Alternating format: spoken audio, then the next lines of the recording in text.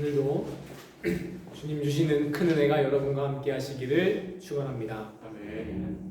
로마서의 저자 사도 바울은 가부장적이라는 비판을 받곤 합니다. 여성은 예배당에서 머리카락을 가려라 라든지, 또 남편은 아내를 사랑하라 해놓고 아내는 남편에게 뭐 해야 한다고요? 복종하라는 말 때문이죠. 하지만 우리가 바울을 실제로 만난다면 오히려 요즘 사람보다 훨씬 더 편견과 차별 없는 사람이라는 것을 우리는 바로 알아차릴 수 있을 것입니다. 제가 이렇게 확실하게 바울에 대해서 말씀드릴 수 있는 이유는 이 중요한 편지, 바울이 자신이 썼던 편지 중에 가장 공들였으니 로마서를 누구에게 맡겼냐? 바로 한 여성에게 맡겼기 때문입니다. 로마서 16장 1절 우리 한번 다시 읽어볼까요? 시작. 내가 갱그리아 교회에 일꾼으로 있는 우리 자매 베베를 너희에게 추천하노니. 오늘날처럼 편지를 쉽게 쓸 수 있는 시대 아니지 않습니까? 그리고 제대로 된 복음의 가르침을 받기 어려운 상황이었어요, 교회들이. 그러니 교인들은, 이 초대교회 교인들은 이 바울 사도의 편지 하나만 오매불만 기다리고 있는 거예요. 그러니 바울이 정말 이 귀한 파피루스 이 종이를 어떻게 구해가지고, 그렇죠? 그래가지고 정말 자기 영혼을 갈아 넣으면서 쓰지 않았겠습니까? 이 편지 하나에 온 로마 교회의 운명이 달려있다, 이런 심정으로 편지를 쓴 걸 거예요. 그런데 전달하는 사람이 무책임해가지고 가서 대충 잃어버린다던가, 아니면 당시 종이가 엄청 귀했으니까 이거를 나쁜 마음 먹고 팔아버린다던가, 혹은 정말 충실한 사람이다 하더라도 당신은 이제 기독교가 박해받는 데니까 어떻게 두려워서 도망가다던가, 그러면 이거 큰일 나는 거예요. 요즘처럼 어디 백업 파일, 아이클라우드 이렇게 옮겨 놓을 수도 있는 것도 아니고 말이죠. 사라지면 큰일이잖아요. 그런데 이렇게 중요하고 귀한 일을 누구를 시켰다고요? 베베라는 한 여성에게 시켰다는 것이죠. 베베라는 이름을 모아서, 이 베베라는 이름의 뜻은 밝음이라는 뜻인데요, 좋은 의미라기보다는 그리스 로마 신화의 타이탄 신 중에 한 명의 이름을 따온 거라서 이방인 여성이었겠구나. 여러분, 정통 유대인 바울이 자기가 가장 복음의 핵심을 담은 이 편지를 누구에게 맡겼다고요? 이방인 여성에게 맡겼다는 거죠.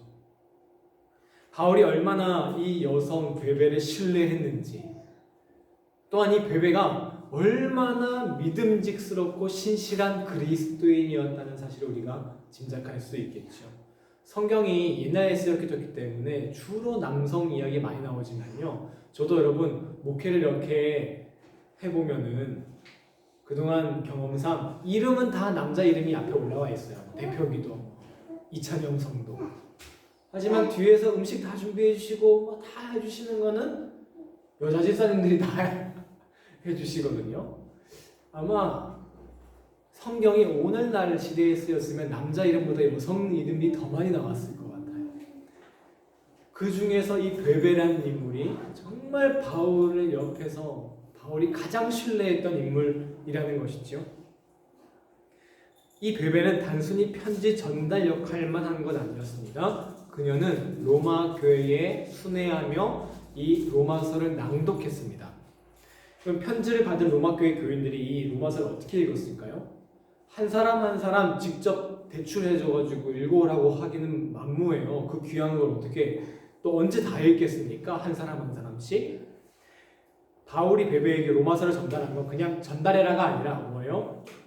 내 대신 마치 내가 되어서 내가 직접 말하듯이 편지를 전달해 주어라. 이 로마 시대 때 편지 전달이라는 것은 그 편지 쓸 사람이 되어서 그 사람을 체열하는 것입니다. 쉽게 말해서 마치 편지 쓴 사람이 지금 이 자리에서 말하는 것처럼 실감나게 연기를 하는 것을 뜻했어요. 바울이 희곡 작가라면 오페라의 연기자가 되는 것이지요. 이 베베는 연기를 하는 거예요. 바울처럼. 그래서 바울의 말뿐만 아니라 바울의 생각과 염려와 그 감정 모든 것을 전달하는 것이었습니다. 그러니 베베는 단순히 글을 읽지 않았을 거예요. 때로는 이렇게 몸짓도 썼을 거고 충고하는 부분에선 단호하게 또는 위로하는 부분에선 부드럽게 억양을 바꿨어야 했고요. 또 이렇게 사람들과 눈을 맞추면서 편지를 읽다가 잘 이해를 못하는 것 같으면 자신의 독창적인 애드리브로 설명을 덧붙이기도 했었을 거고요. 누가 혹시 이거 잘 모르겠는데 고 질문을 하면 자기가 스스로 답변을 할 수도 있었어야 했습니다. 그러니 이 편지 전달자라는 것은 바울의 뜻을 온전히 이해하지 않고서는 할 수 없는 아주 중요한 일이었던 것이지요. 그 일이 누구? 이방인 여인에게 바울이 맡겼다는 것입니다.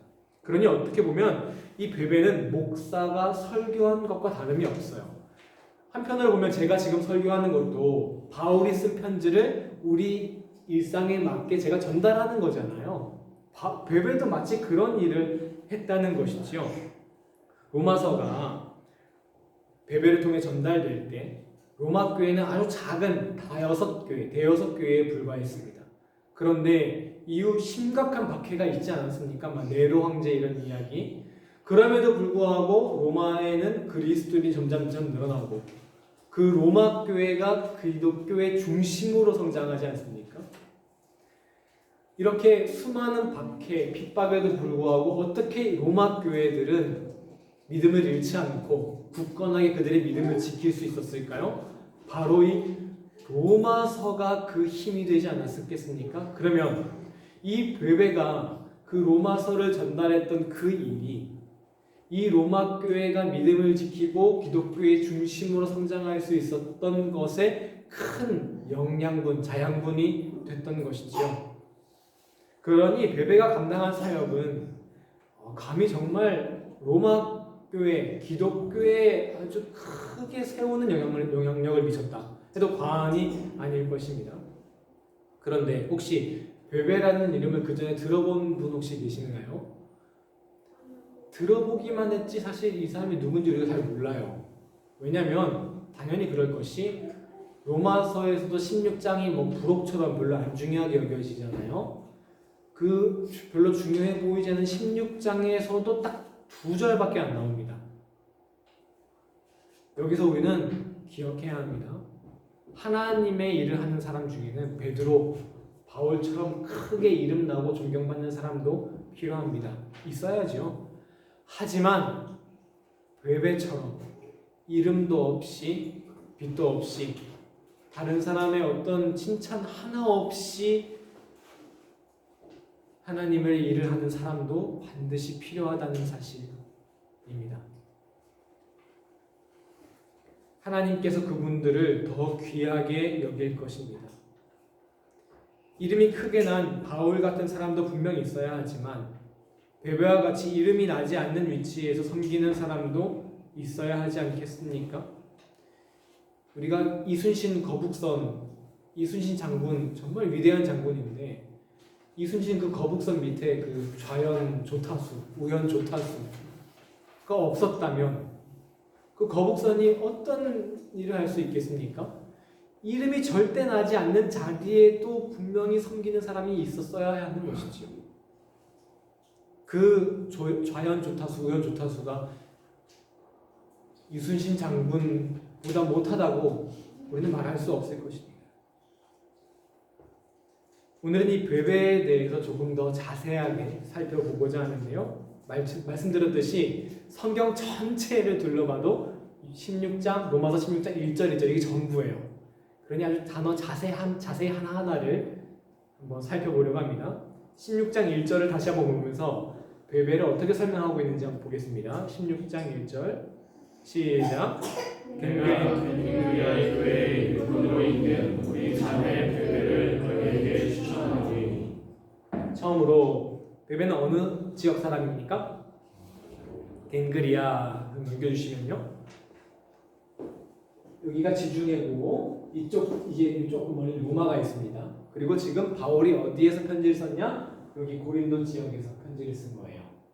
가까이에 마침 베베라는 아주 충실한 믿음직한 여성 지도자가 있었던 것이죠. 그리고 2절을 보겠습니다. 2절 시작. 너희는 주 안에서 그의 간단한 예절로 그를 영접하고 무엇이든지 그에게 소용되는 말을 도와줄지니 이는 그가 여러 사람과 나의 보호자가 되었습니다. 여기서 베베에게 타이틀이 하나 붙는데 뭐라고요? 베베는 여러 사람과 바울의 보호자다. 베베가 아마도 바울을 자기 생명처럼 지켜주었기에 그런 의미에서는 보호자라는 말이 잘 어울립니다. 하지만 이 로마 시대 때 이 단어가 원래 쓰인 배경을 보자면 보호자보다는 후견인이라는 말이 문자적으로는 더 정확합니다. 이것을 알기 위해서는 당시 로마 시대상을 봐야 하는데요.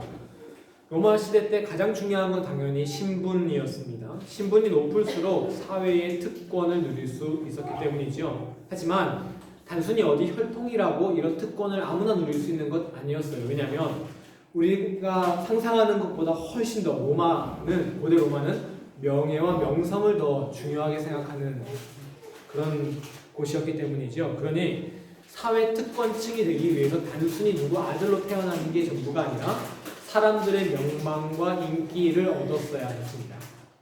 예를 들어 이런 거예요. 한 마을에 어떤 귀족 부자가 있으면 그 귀족 부자는 그냥 특별 지위를 얻는 게 아니에요. 어떤 마을, 그 마을이 어떤 병충해를 겪거나 전염병이 돌 때 자기 재산으로 마을 사람들에게 이제 물자들을 제공한다거나 아니면 이 사람들이 좀 심심해하는 것 같으면 어떻게 해요? 체육대회 같은 것도 열고 어디 저기 막대부르 오페라 초청해가지고 이렇게 음악회도 열고 그런 식으로 해서 이제 자기 돈을 내는 거죠. 그런 데다가 또 혹은 어디 좀 유명해질 것 같은 예술가 같은 사람들 한 명씩 이렇게 자기 성에 데리고 와가지고 그 사람이 후견인이 되는 거예요. 그래서 마을 이름을 이렇게 내는 것이죠. 그러면 마을 사람들은 그 귀족 부자를 나보다 윗 계급 사람으로 여겨서 알아서 복종하고 순종합니다. 존경을 표현하는 것이죠. 그리고 자연스럽게 이 마을의 귀족은 어떤 시장 같은 지위를 얻고 특권을 누릴 수 있게 되는 거예요. 이런 문화가 있었습니다. 그런 사람들을 가리키는 단어 중에 하나가 바로 후견인이라는 단어였어요. 그러니 베베에게 후견인이란 단어를 썼다는 것은 우리가 짐작할 수 있는 거예요. 베베가 어느 계층의 사람이었다? 로마 시대 때 최상위 계층의 사람이었다. 돈도 많고 사회적 지위도 높은 여성이었다라는 것을 추측해 볼 수 있습니다. 그런데 핵심은 여기 있어요. 이런 베베를 바울이 뭐라고 불렀을까요? 우리나라 같으면은 보통 사모님이라든지 아니면 여사님 이렇게 부르잖아요. 그런데 바울은 베베를 뭐라고 불렀습니까? 1절을 보면 자매님이라고 불렀어요. 우리 자매 베베. 이 호칭 하나가 얼마나 위대한 단어인지 모릅니다. 이 단어 하나가 이 세상의 모든 악의 질서를 뒤집어 엎는 능력입니다. 이 단어 하나가 교회가 왜 위대한 곳인지를 설명해 주는 단어입니다. 왜? 그 이유는 제 부끄러운 과거 기억과 관련이 있는데요. 처음 군인 목사로 갔을 때 그 연대장, 대령이라고 하죠. 부대의 대장이 집사님이었어요. 그 아내분도 집사님이셨는데 따로 살아가지고 이제 가끔가다 교회 와서 별로 친하지가 않았어요. 근데 이제 교회 안에서도 집사님들이 다 집사님이잖아요. 거의 다 집사님인데 그분은 사모님이라고 부르더라고요. 이제 교회 밖에서는 그렇죠. 우리 부대 대장의 아내니까 사모님 그게 뭐 자연스러울지 모르는데 그 교회 안에서도 이제 사모님 이렇게 불렀어요. 그러니까 좀 애매한 게 여기 중사분 아내도 집사님, 대위 아내분도 집사님인데 대령 연대장 안에도 똑같이 나는 다이다이 뜨겠다 이런 느낌으로 느껴졌나 봐요. 집사님 똑같이 부르면 사모님이라고 부르니까. 근데 교회에서 제가 그분한테 사모님 이렇게 부르면 좀 이상하잖아요. 그런데 거기 분위기는 안 그랬어요.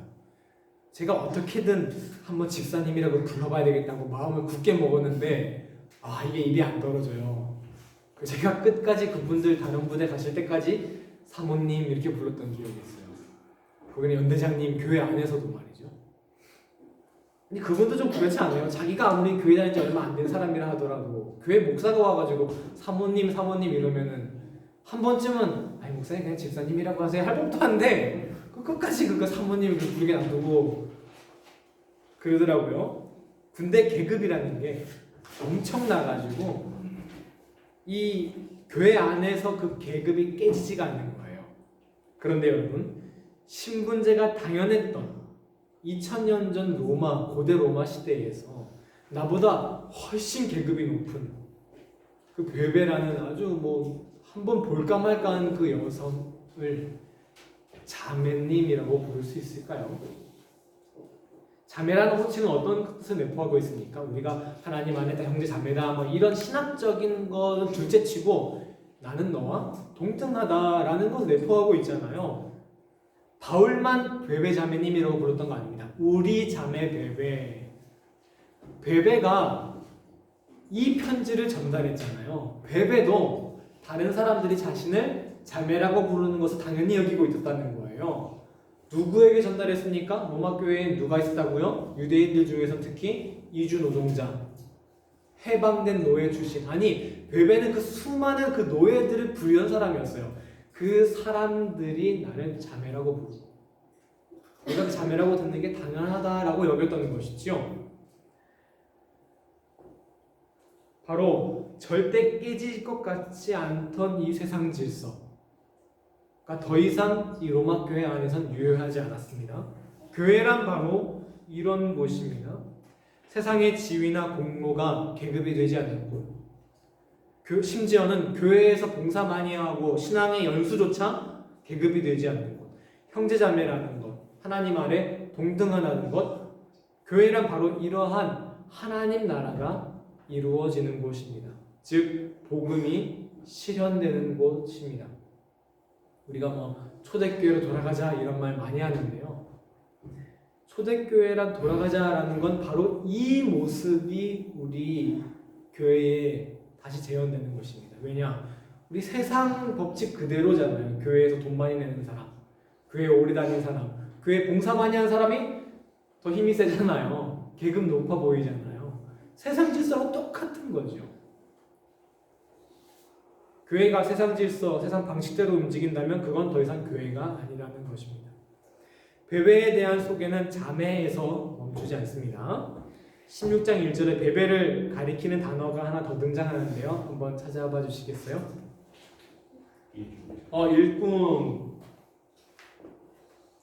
일꾼이라는 단어가 등장합니다. 여기서 일꾼은 우리 샘찬 형제님 참 우리 교회 일꾼이야 이런 말 우리가 보통 쓰잖아요. 근데 이렇게 관용적인 표현이 아니라 정식으로 임명한 교회의 직분이었어요. 이 단어가 일꾼이라는 표현이 헬라어로 디아코노스라는 단어를 사용했는데요. 그냥 문자적인 뜻은 섬기는 자, 심부름하는 자라는 뜻입니다. 이게 오늘날로 따지면 집사님입니다. 집사.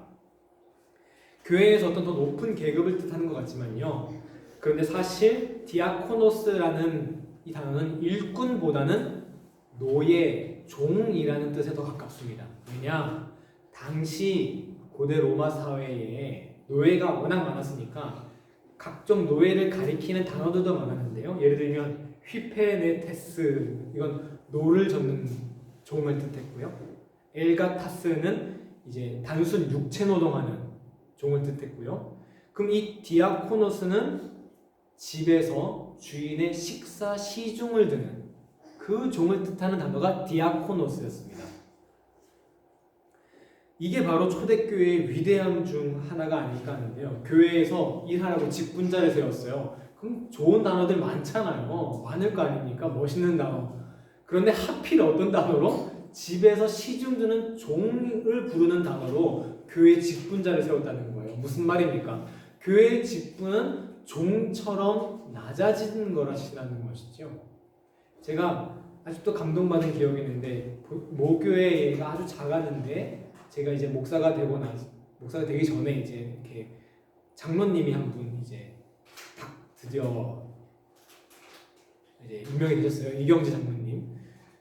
그분이 이제 교회 어른이죠. 아주 뭐 교회 일 다 하시고 거기 그 시골 마을에 이장도 하시고 그런 분이신데 그분이 이제 저한테 철아 내가 높아지는 거 같니? 이게 더 낮아지는 거란다. 뭐 그냥 하는 말인 줄 알았거든요. 근데 그분이 제가 목사하고 돌아와서는 제가 꼭 그래야 된다는 건 아닙니다. 그분이 저한테 한 번도 오히려 그 전에는 정말 저를 이제 아이처럼 이렇게 잘 보살펴 주셨는데 제가 목사 되고 와서는 장로님이 되시면 더 높아지신 줄 알았는데 더 낮게 아주 겸손한 모습으로 섬겨주시는 모습을 보면서 참 감동을 받았던 기억이 있습니다.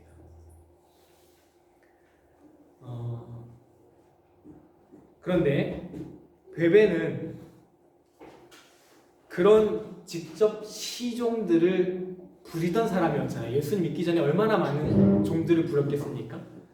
그러니 베베는 그 디아코노스라는 그 말을 들을 때 그 단어가 의미하는 느낌과 그런 의미를 누구보다 더 잘 알았던 사람이라는 것이죠. 그러니 베베가 이 갱그리아 교회에서 당신을 이제 디아코노스로 임명합니다. 집사로 임명합니다. 라고 했을 때 그 베베는 어떤 마음이었을까요?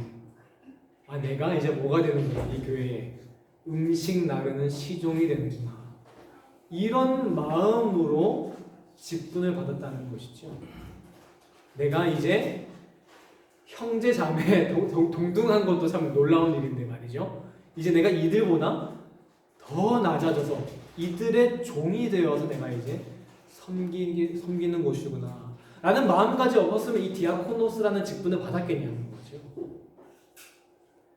그러므로 세상 질서, 세상 법칙과 상관없이 서로를 형제자매로 아껴주고 나를 낮추어 종처럼 서로를 섬기는 것, 그것이 바로 교회가 아니겠습니까? 그래서 우리 저번 주에 하림 성도님께서 말씀해 주셨듯이 그 너무 짧고 당연하게 들려서 그때는 감동이 안 됐는데 설교를 준비하면서 이런 뜻으로 하신 말씀이구나. 저번 주에 사랑으로 섬기는 것입니다 라고 대답을 하셨거든요. 그런 것이 정말 이렇게 섬기는 것이구나. 우리가 섬긴다라는 말 들으면 괜히 저는 어릴 때 이 말 좀 되게 짜증이 났어요. 왜냐면은 그 이제 신학생 때 자기 소개를 이렇게 이제 합니다. 여러분 신학생들 군기 엄청 센 거 여러분 아시죠? 그 괜히 그 똥군기 들어가지고 음대생들처럼 막 이렇게 해가지고 안녕하십니까 뭐 이렇게 하거든요. 가끔가 나가 보면은 저는 뭐 교회에서 뭐로 섬기고 있습니다 이래요. 근데 그 섬기고 있다는 게 말이 되게 거슬리는 거예요. 섬긴다는 말이 요즘에 교회에서 어떻게 쓰이고 있습니까? 내가 다른 사람보다 조금 한 계급 한다, 한 자리 한다 이런 뉘앙스로 들리잖아요. 제가 요즘에 여기 교회에 어디 여성교회 총무로 섬깁니다. 이거는 자기가 종이 된다는 뜻이 아니라 내가 한 자리 하고 있다는 뜻으로 들리지 않습니까? 그렇지 않죠. 섬긴다는 말 안에는 내가 먼저 종처럼 낮아진다라는 말을 포함하고 있습니다. 디아코노스라는 말이 아마도 우리가 섬긴다, 디넨의 표현에 아마 그 디아코는 그렇게 오지 않았을까 제가 찾아보려고 했는데 그런 연관성은 없더라고요. 아마 그랬을 것 같아요.